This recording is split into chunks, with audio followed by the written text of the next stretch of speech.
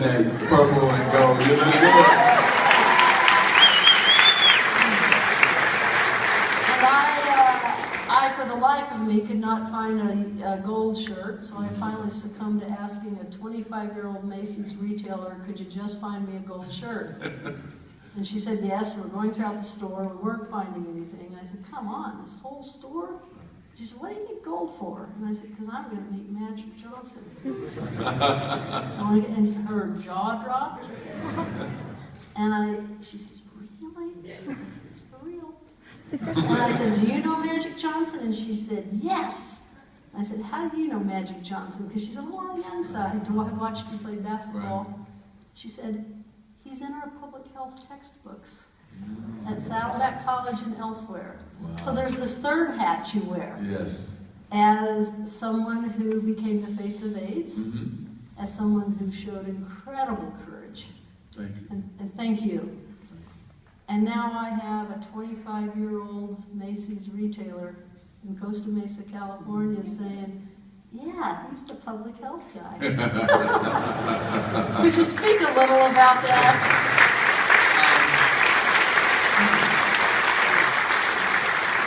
You know, I thought in my life I had done everything right. You know, I wasn't one of those athletes who didn't go to class. I studied, I went to class, I did everything right in college, and then I get to the pros. I felt I had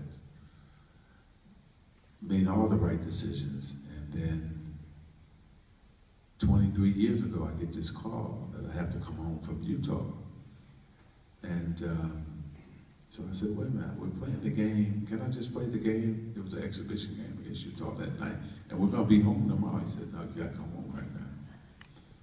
So I flew back to LA, got to Dr. Millman's office, and he begins to tell me that I had HIV.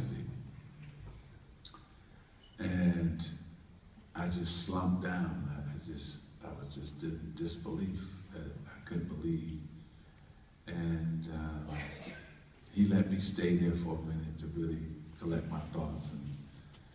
And he came back in, and I said, wow, what am I gonna do about Cookie?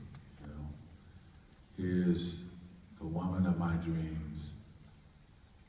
Met her on Michigan State when we were freshmen. Fell in love with her the first date that we went on.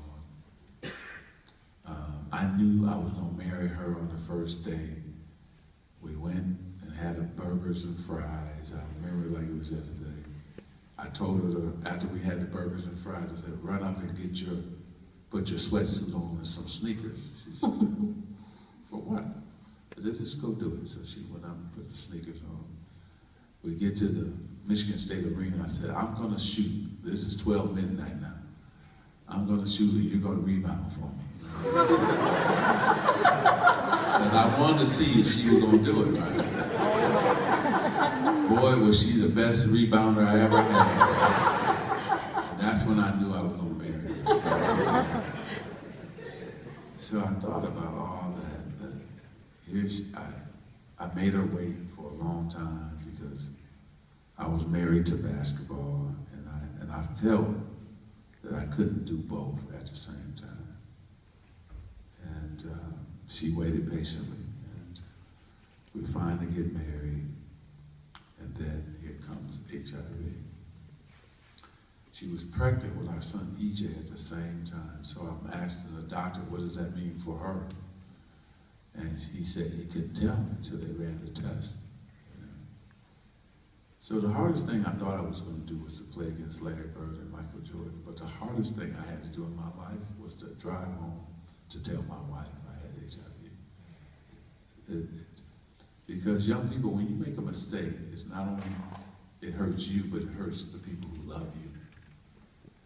And now I gotta explain to her, you know. So I get home and she opens the door, and she knew right away something was wrong. And I sat her down and I began to tell her that I had HIV, and to see her cry like that, that hurt me so bad. it tore me up inside. That, you know, normally I protect my family. I'm the one who is the strong one. I'm supposed to make sure they're okay. And I couldn't do that in this situation. And so she cried and cried. What does that mean for me and the baby? Then I couldn't answer that. So that was another thing that really just tore me up. And so about 30 minutes in, I said, you know, I would understand if you want to leave me, because I made a terrible mistake. And this is when I knew I was going to probably live for a long time. It's when she turned and said, no, we're going to be just together, and I'm going to stay with you because I love you. And I said, oh, that's what I needed, right? Because if she hadn't left me, I probably wouldn't be on this stage today. And because she's my best friend, not only my wife, but my best friend too. So here we are, you know, almost 24 years later. God blessed me with good health, and the meds have worked.